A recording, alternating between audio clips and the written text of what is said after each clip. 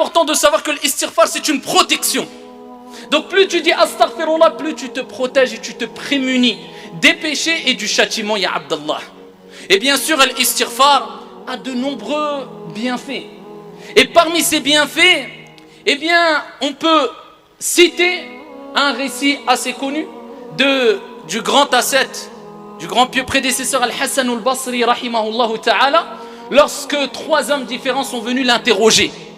3 personnes différentes sont venues l'interroger. Une première personne a dit, ya imam, il est venu lui poser une question. Il lui a dit, mon jardin eh bien, est touché par la sécheresse. Que dois-je faire?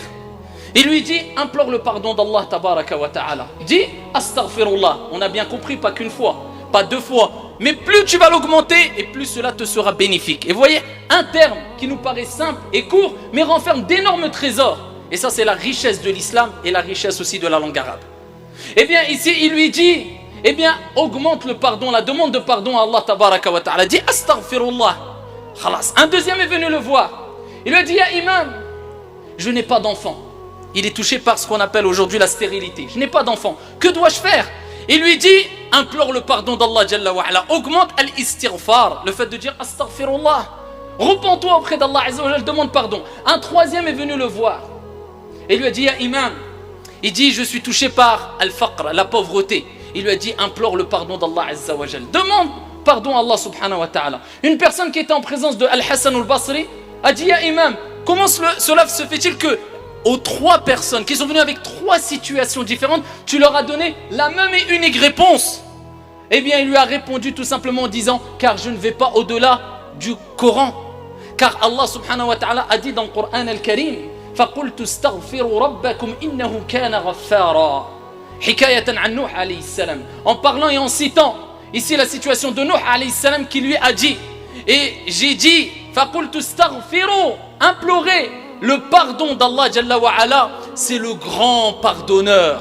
Et quelles sont les conséquences après le fait d'implorer le pardon d'Allah Azza wa Jalla? Allah le cite dans le Coran al-Karim, yursilis samaa alaykum midrara.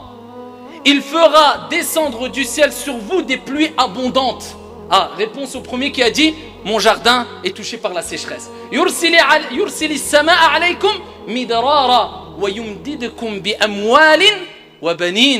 Et ensuite Allah Jalla wa ala dit, et il nous rappelle après l'istighfar, qu'est-ce qu'il y aura? Non seulement il y aura la pluie, et Allah tabaraka wa ta'ala vous comblera de biens, d'argent et de biens de façon générale, et d'enfants. Donc on a la réponse à celui qui a été touché par la pauvreté, les biens, et la réponse à celui qui lui a dit, ya imam, je n'ai pas d'enfant, touché par la stérilité. Et donc on voit ici que l'istighfar nous apporte, eh bien, la richesse par la permission d'Allah Jalla wa ala, provoque eh bien le risque, la subsistance venant d'Allah subhanahu wa ta'ala, les pluies abondantes, et te permet à toi, mon frère ou toi, ma soeur, si tu es touché par la stérilité, eh bien qu'Allah Jalla wa ala, s'il en décide ainsi, de par cette cause, eh bien Allah subhanahu wa ta'ala t'accordera sûrement un enfant par la cause de l'istighfar si à la base tu étais stérile. Donc augmente l'istighfar sans jamais désespérer et en comprenant le sens de l'istighfar.